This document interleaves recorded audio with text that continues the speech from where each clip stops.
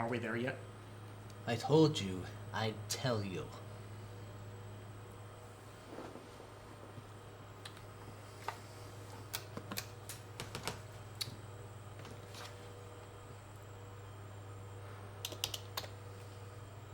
Now?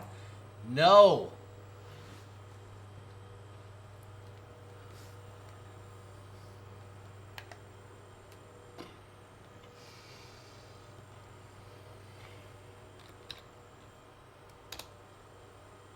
How? Now. Do you want me to turn this rocket ship around?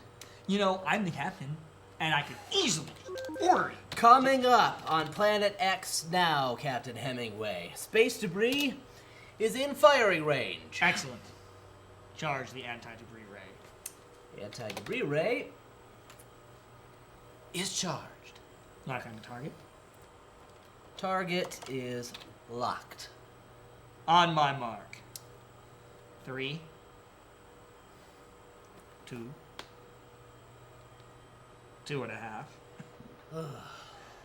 1, fire! Target obliterated. Ah! That'll teach that orbiting space debris to mess with good old human ingenuity. Say, Bob, why the long face? It's the same size as always, sir. No, I meant, why do you look so melancholy? Ah, probably because my face is making a melancholy expression. For gosh sakes, Bob, he doesn't literally mean, why do you look sad? He means, why do you feel sad? Oh! You human languages are so terribly nuanced. But your inquiry is a fair one. You seem pretty jubilant over your triumph over a machine. Don't machines command just a modicum of respect? Have we no dignity? If you prick us, do we not leak oil? You make a valid point, Bob. But still, there's nothing quite like being human. Oh, teach me how. Please. Teach me how!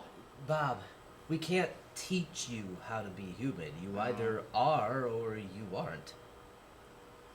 What are the things humans do? Perhaps I can do them. Captain, what are things you do? Me? Well, I spend most of my time commanding the ship. It's very demanding work. And then there are the women. Maybe the captain isn't the best example of being human. True, I put other specimens to shame. What about you, Milton? Gosh, I like science and stuff. Me too! And, I like video games and comic books. I could be a video game. And I really like listening to music. Oh, I like music too! We're in space! Flying in a ship? No, Bob. No. Bob. Not that kind of music. I mean real music, like jazz or classical or Japanese pop. Or that song there. What song are you talking? Oh, that one. I hear it. What are you guys talking about? I don't hear any song. It's coming from out there. Let's go and find it, Milton. Yes, we must. Use as much fuel as necessary. I don't think I hear anything, Milton. Is it a defect in your human ears or perhaps a defect in my robot? Shh, I can't hear them. I can't see what you hear. There, Milton. 5 degrees port. Is that starboard? Just go right. What is out there? Computer, magnify image. Yowza.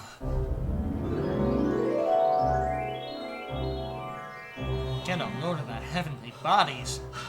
I might have an asthma attack. Oh, How are those women surviving out there? Shouldn't they be dead or something? apparently they're not. And who can argue with that? I want the one on the left and the one on the right, port and starboard. Then I get the one in the middle. When I'm done with it. Then I'll trade you for port and starboard. And a quarter. Deal. I don't know what's going on here. They're just gyrating women who are not dead in space. And they're all mine. For it, Milton. Heck yes. What's going on in here? The ship keeps leaping forward like a great heaving kangaroo. The captain and Milton seem to be hearing some type of music coming from those women out there. Great Scott! The space sirens! Space sirens. The space sirens! Their song drives men mad. They lure misogynistic space travelers into black holes and feed on their energy as they're sucked in. Jeepers. That sounds diabolical. Sounds groovy. So I can't hear the music because I'm a robot?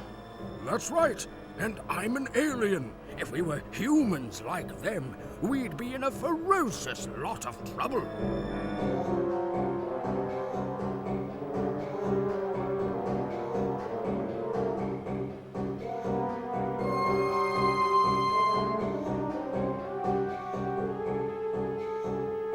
There's a definite spike in the gravitational pull out there.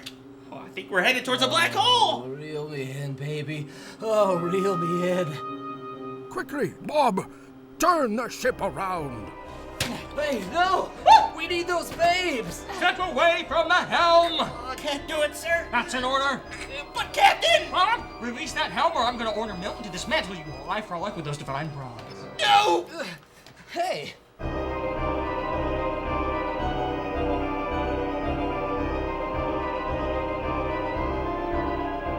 Can this bucket of bolts go any faster? We're top speed, Captain, but don't worry. As we approach that black hole over there, the increased gravity will pull us in much more rapidly. Fantastic!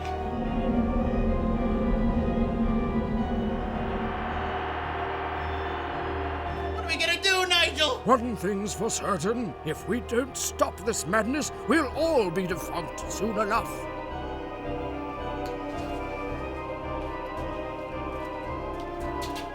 What? Oh.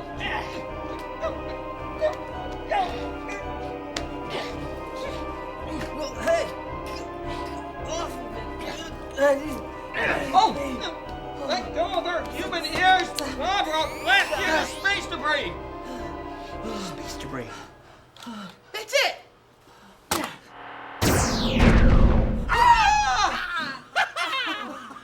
Yeah! What happened? What? Oh my gosh, we're heading straight for that black hole! Oh! Turn around! Go the other way!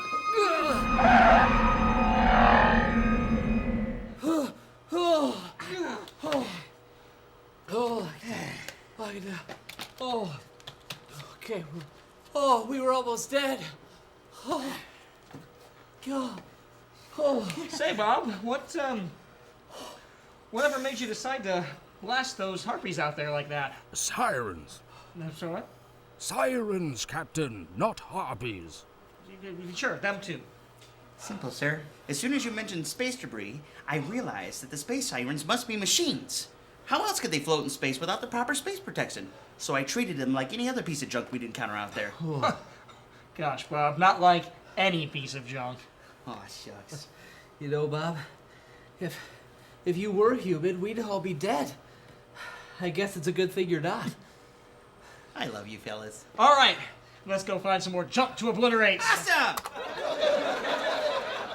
What is that ghastly sound? Oh, that's our laugh track. How horrid. Say, Bob, are you programmed to fetch espresso?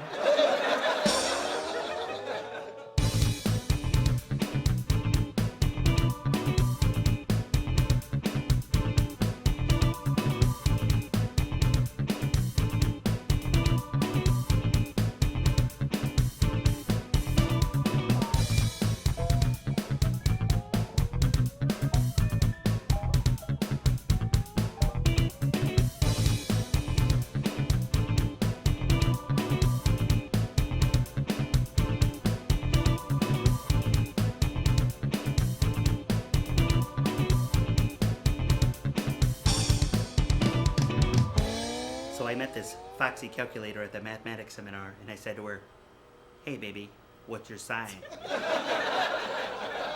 We talked about geometry for a while, but when we touched on circles, she complained that it was just a tangent. Thank you. You're a beautiful circuit-based audience. Try the field.